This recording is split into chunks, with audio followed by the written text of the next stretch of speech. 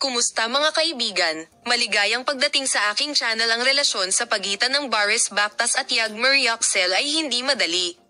Ibunyag natin ang malupit na katotohanan sa likod ng kanilang pag-iibigan at mga hadlang na kanilang kinakaharap. Ang kwento ng pag-iibigan ni Boris Bakhtas at Yagmur Yoxel ay nabighani sa mga manonood, ngunit sa likod ng nakakasilaw na mga sandaling ito ay may isang pakikibaka na hindi alam ng mga tagahanga.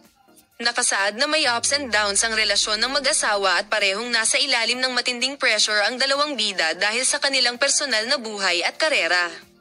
Palaging ipinahayag ni Yagmur ang kanyang mga pakikibaka ng hayagan, ngunit nagawa ni Boris na manatiling mas pribado.